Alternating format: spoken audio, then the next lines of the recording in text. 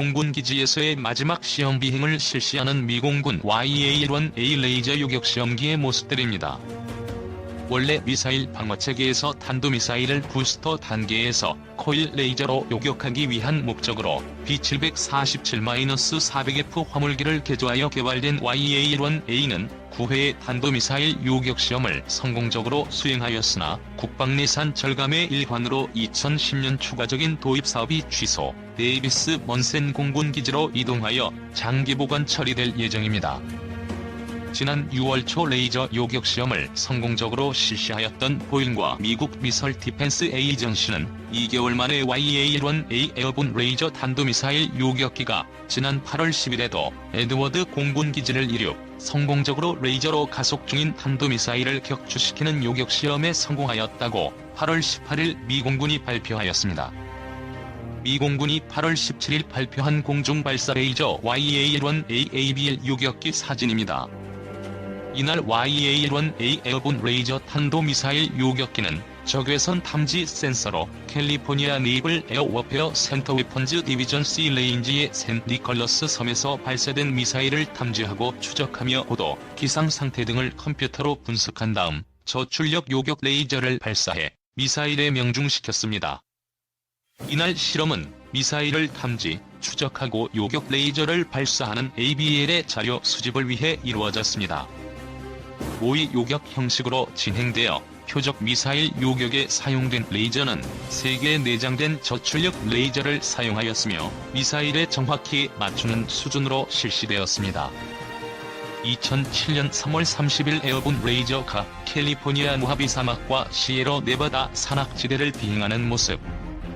ABL은 보잉 747 화물기를 개조하여 레이저 요격 시스템을 탑재한 탄도미사일 요격용 항공기로 공중에 머물며 위성과 해상이동 레이더기지 및 지상 레이더기지 등에서 포착된 탄도미사일 발사 정보를 수신하여 적절한 상공으로 이동한 후 탐지 레이저를 이용 미사일을 추적합니다.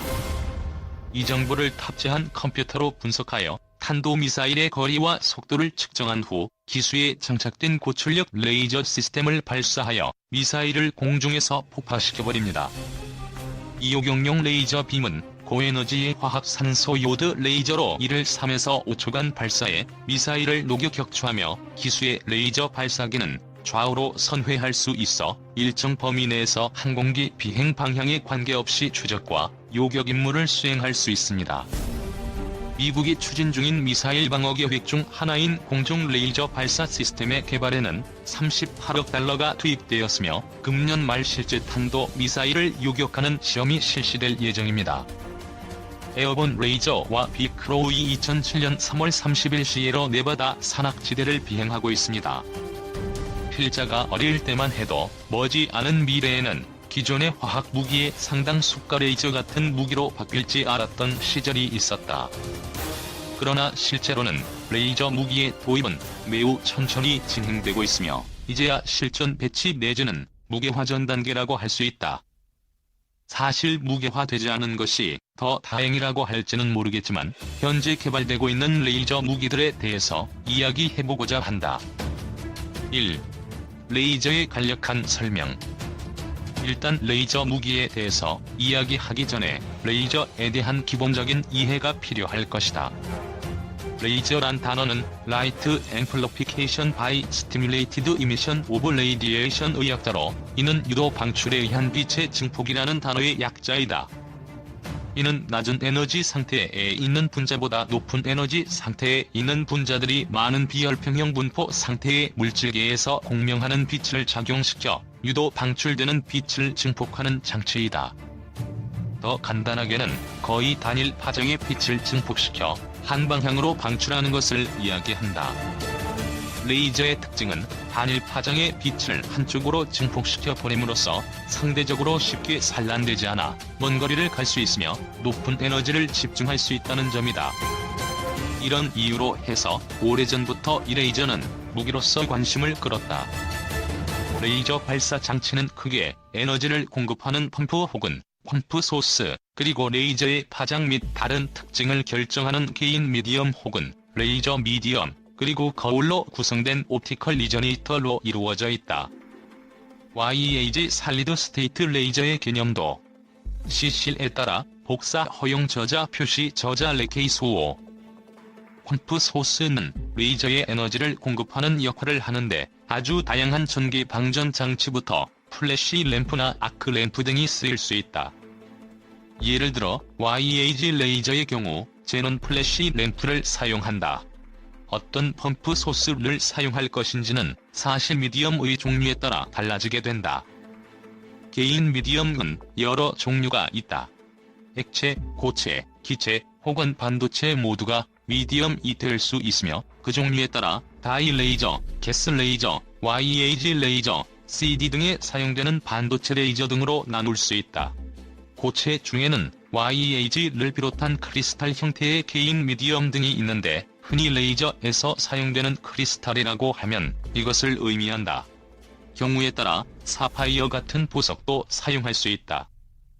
마지막으로 옵티컬 리저네이터는 에너지를 증폭시켜 방출하는 작업을 하는데 사실상 2개 이상의 평행하게 놓은 거울로 되어 있으며 한쪽은 완전히 반사되고 다른 한쪽은 일부만 반사되어 남는 빛 에너지가 점차 축적되는 역할을 한다. 레이저 하면 SF적인 느낌을 주기도 하지만 사실 많은 레이저가 현재 우리 일상생활에서 사용되고 있다. 레이저 포인터는 말할 것도 없고 우리가 사용하는 CD, DVD, BD에 모두 레이저가 사용된다. 블루레이의 경우 사용되는 레이저의 파장이 405나노미터 UV 레이저를 사용하며 파장이 푸른색에 가깝기 때문에 블루레이라는 명칭이 붙었다. 물론 레이저는 군사적인 목적에서도 많이 사용되는데 현재 많이 사용되는 것은 파괴 무기보다는 유도 무기이다. 대표적으로 유도 폭탄인 레이저 JDAM의 경우 GPS뿐 아니라 레이저 유도도 가능하다. 그러나 오래전부터 빛의 속도로 직진하여 목표를 파괴할 수 있다는 장점 때문에 레이저를 파괴 및 살상 무기로 사용하는 연구가 진행되어 왔다. 무기로서의 레이저가 가지는 장점은 다음과 같다. 1. 빛의 속도로 목표를 타격 가능하다. 타겟팅만 제대로 되면 아무리 빠른 목표라도 피하는 것이 불가능하다. 2. 포탄이나 미사일과는 달리 소모품이 아니기 때문에 여러 차례 사용할 수 있다. 물론 반영구적으로 사용이 가능한 건 아니지만 에너지와 필요한 화학물질만 공급된다면 레이저는 여러 발 발사가 가능하며 탄약량의 제약을 받지 않는다. 이로 인해 1회 발사당 비용은 저렴해질 수 있고 무엇보다 탄약이 떨어지지 않는 장점이 있다. 3. 일반 빛에 비해 잘 산란되지 않고 멀리까지 직선으로 나간다. 특히 우주 공간에서는 아주 먼 거리까지 갈 수 있어 우주 무기로도 적합하다. 미 공군에서는 무기용으로 개발하기 위해 1977년 코일을 개발한 적이 있다. 이 레이저는 파장 1.315mm의 적외선 레이저로 염소가스와 요드, 그리고 액체 과산화 수소 및 포테시움 하이드록사이드를 끼인 미디엄으로 사용한다. 이 레이저는 대기 중 수증기에 의한 흡수가 적다는 장점이 있어 장거리 공격에 유용하며 다음에 설명할 ABL에서 사용된다. 2. 보잉 YAL-1 ABL 계획으로 알려진 공중 레이저 계획은 꽤 오래전부터 진행되었다. 이미 1980년대부터 보잉 MKC-135E에 실험용 레이저를 탑재해 미사일을 요격하는 실험이 실시되었다고 한다. 1996년에 이르러 미 공군은 보잉의 공중 레이저 계획을 수용해서 레이저 개발에 나섰다. 본격적인 개발은 2001년부터 시작되었다.